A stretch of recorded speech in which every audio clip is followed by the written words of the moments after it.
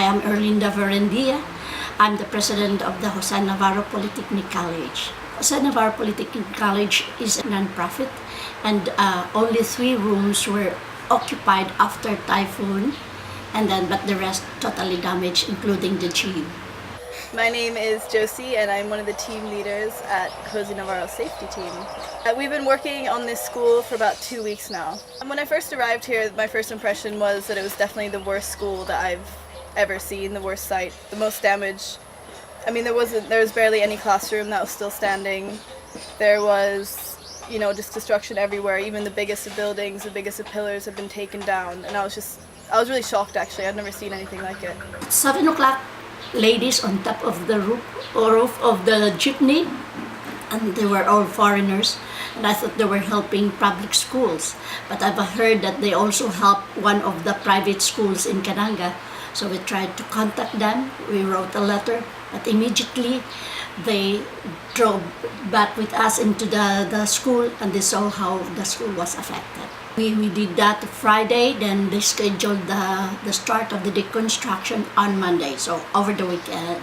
At All Hands safety team, they go in and they usually take down ceilings that have cracked or come down halfway, take down walls if necessary if they have cracks and they aren't stable, just so that the others can come in later and rebuild, and also for the children so it's safe for them while they're in school, because some of them still use the classrooms and they need stable ceilings and stable walls. Without removing them, then we cannot start our work for construction, for rebuilding. I think deconstruction is very important because most of the schools that we work with, they don't have the funding to deconstruct and to clear. So they have the funding to rebuild, but they have nobody to take things down. So this school, for example, has been in this state since November, and no changes have been made. So it's just been, the classes have been cancelled and they haven't been able to do anything because they can't clear anything. So for us to come in here and clear, and then that means they can start rebuilding and get things going. I need them so much because if I let other people like farm workers to work on it, it will take so long for them to work, and they don't have the skills to do it, to deconstruct. And then harvest time came last April, first week of April and March, and then I cannot find anybody to work with me.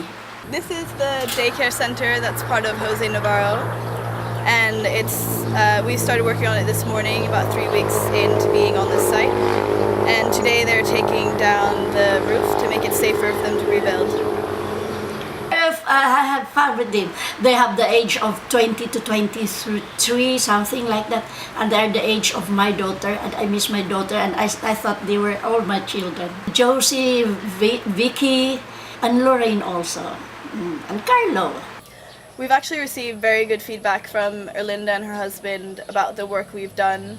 She's really impressed with how much we've gotten done in the amount of time that we've had, and how hard we work, and just everything. I think she was a little bit nervous. She said herself she was a bit nervous when she saw us all come in, especially because there's a lot of girls, but we've really done so much and so much change, and she's so appreciative of everything, and she's sort of treating us like her family now, which is really nice, and we're doing all we can.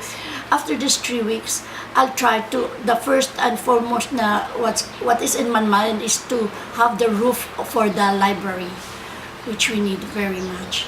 And then aside from the roof of the library, then we have the ceiling of the 3 rooms that we rebuilt. It makes the school much more pleasing and more telling to the world that we are ready to rebuild a new school.